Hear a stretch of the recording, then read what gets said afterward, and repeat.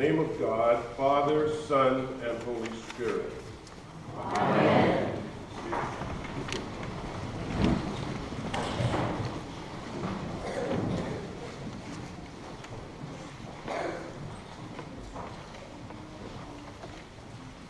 It is such a pleasure to be with you this morning, and such a pleasure to have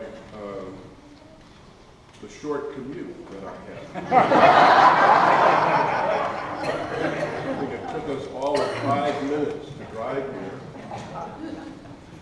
And April and I had just finished a ministry up in the Diocese of San Joaquin, where the kind of commute I had was to leave home on Saturday night and drive from Modesto.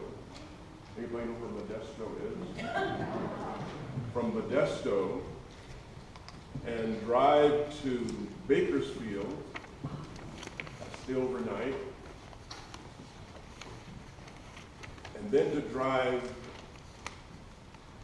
around the mountain to Ridgecrest. Anybody know where that is? In the desert. And then to drive from there for a later service back around the mountains over to the oil country in Taft. You know where that is? So that's the kind of commute I'm accustomed to. So 5 minutes, one way. When I was a young boy, roaming the streets of Oakland with many others, we met a priest who was the rector of St. Augustine's Church. This is the 1950s, long ago. And we were, as you would say, running to and fro all over the place. And he gathered us from out of the streets and gave us focus, direction, purpose together. What he did is he had a little business, a thrift shop business.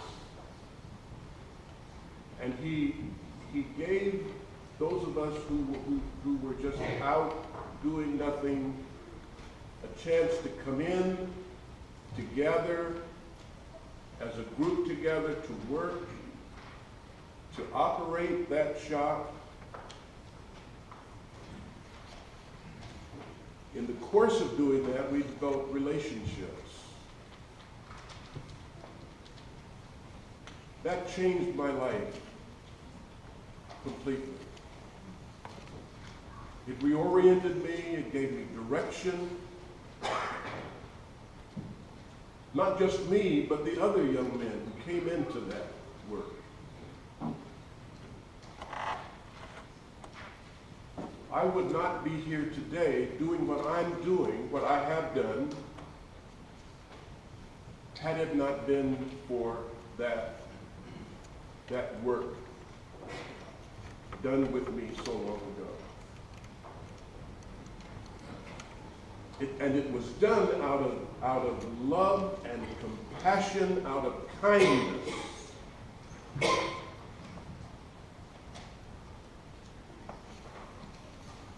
And out of gratitude for what God had done in his life,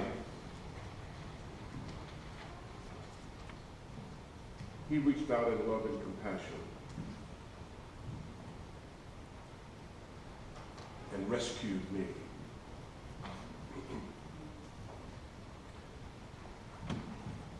Jesus often speaks of sheep and shepherding, as he does in this discourse that we've read for the gospel for today, and that we've acted out this morning.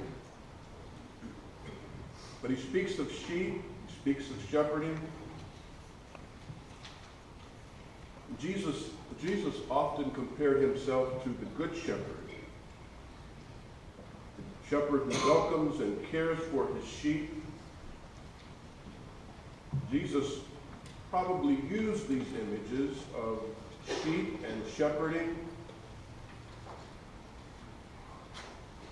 to present the image of himself to the world, clearly representing the work that he was doing. The shepherd knew his sheep. Shepherding was everywhere, ubiquitous. Shepherds didn't shepherd the way they do here. If they shepherd anymore, I don't know. But shepherds led their sheep. They didn't follow them, they led them.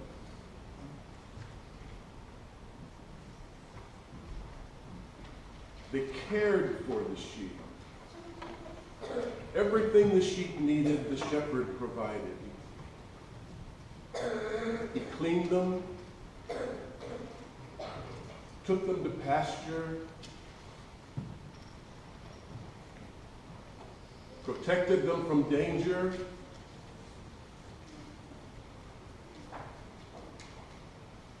got them out of trouble,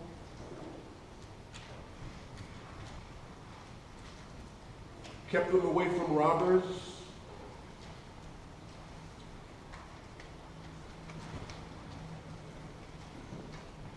kept them away from the wild animals who might seek to rush and devour them.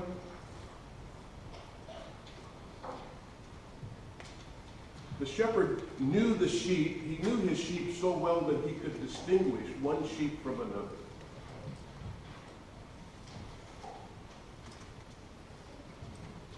The shepherd was good and welcoming. The shepherd cared for his sheep. That was his character.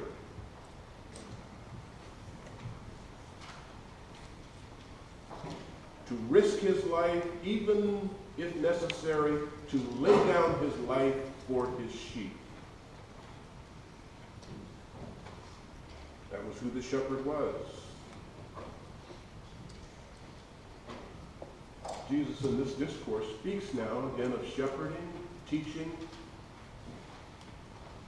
and sheep. Jesus is speaking in this part of the gospel that we're talking about in a time, end of time manner, as if time had ended and God was judging. And he uses that image again, that God would come in all of his glory and gather the people together and separate them as a sheep does, as a shepherd does the sheep from the goats.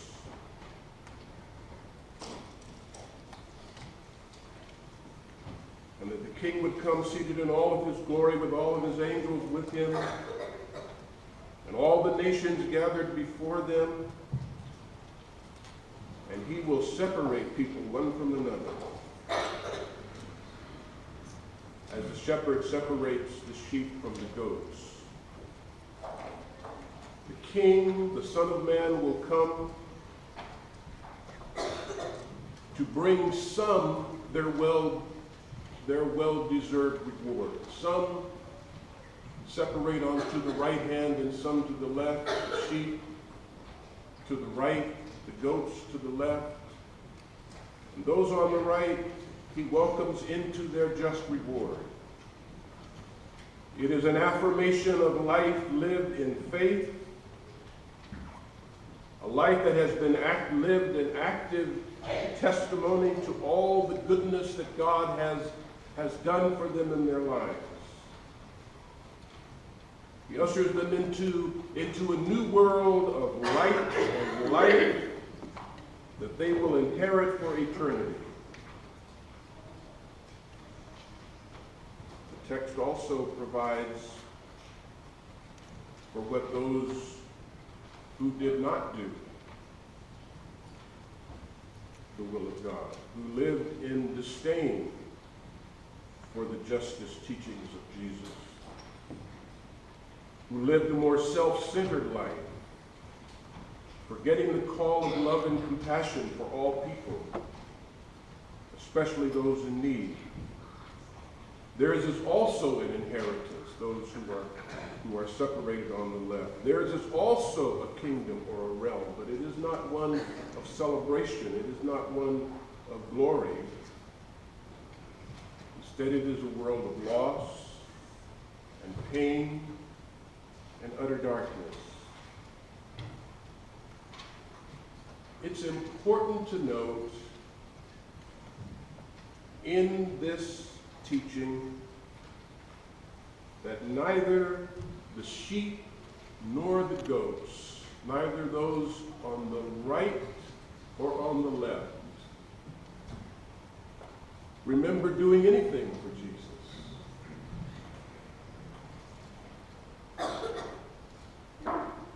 They both say, Lord, when did we see you hungry and give you food? When did we see you naked and give you clothes? When did we visit you when you were in prison or when you were ill? We don't remember that. When did we do that? Jesus said, when you did it to the least of these, when you did it to the small ones, when you did it to the poor ones, when you did it to the insignificant ones, when you did it to the outcast ones, when you did it to those who were not welcome anywhere, when you did it to the abused, when you did it to the sick, when you did it to them, you did it to me. To the others, who also didn't remember, Jesus said, when you did not do it, when you did not do it to the poor, when you did not do it to the naked, when you did not do it to the sick, when you did not do it to those in prison, when you did not minister to those who are used, when you did not welcome those who are outcasts, when you did not do it to them, you did not do it to me.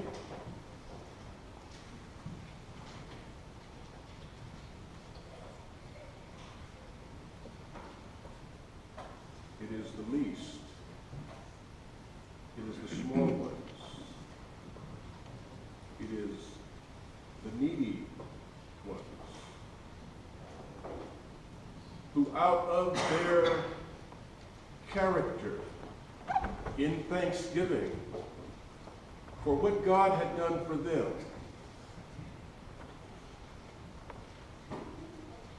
they did for others. For God didn't leave us helpless. God didn't leave us alone running the streets in our brokenness. What God did was that God came God's self in Jesus. And God did not hold God's self back from the brokenness and pain of the world, but entered into our life and suffering.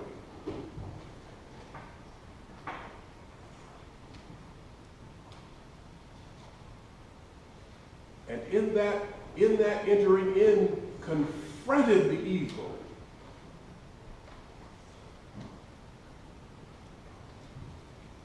And overcame it. And rescued, saved the world.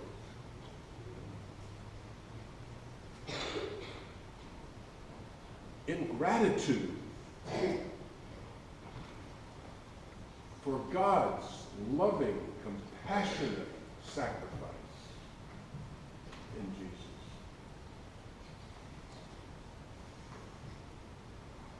God said, those of you who have served the needs of many who needed rescue,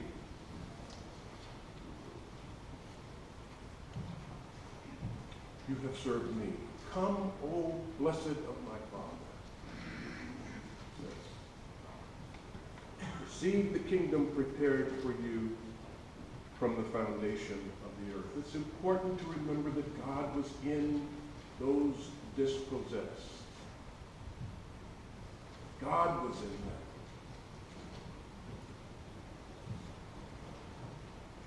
God and Jesus dwelt in the dispossessed. God was in them.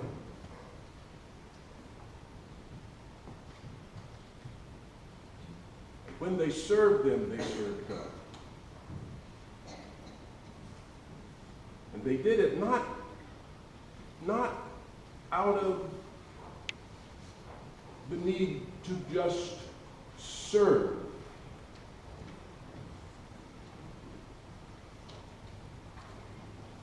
but in loving service that came from the gratitude for the generosity of God in giving us everything.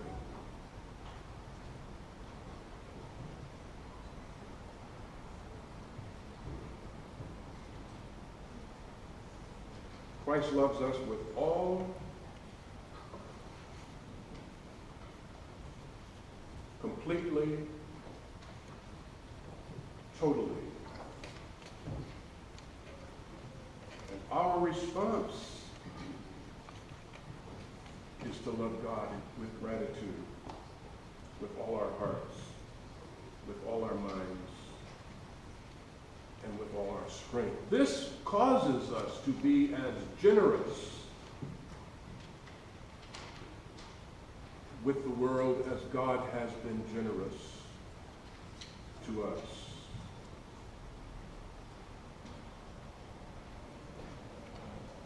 Christ works mercy and compassion. That love and compassion is worked through us,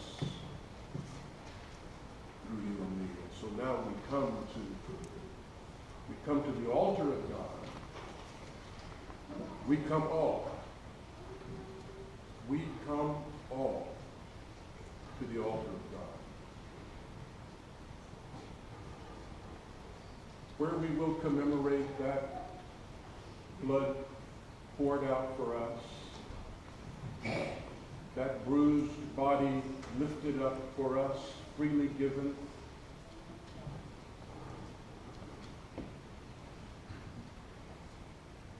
We will commemorate, receive, and share in joy and thanksgiving.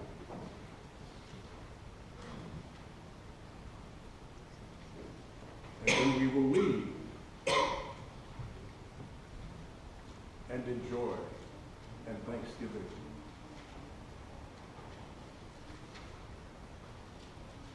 Be about the loving, self-sacrificing, generous sharing of God. God's love, through the rescue. Through the rescue.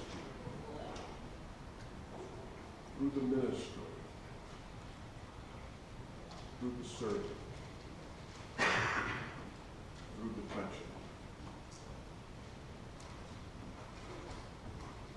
We have been given everything. We return thanksgiving.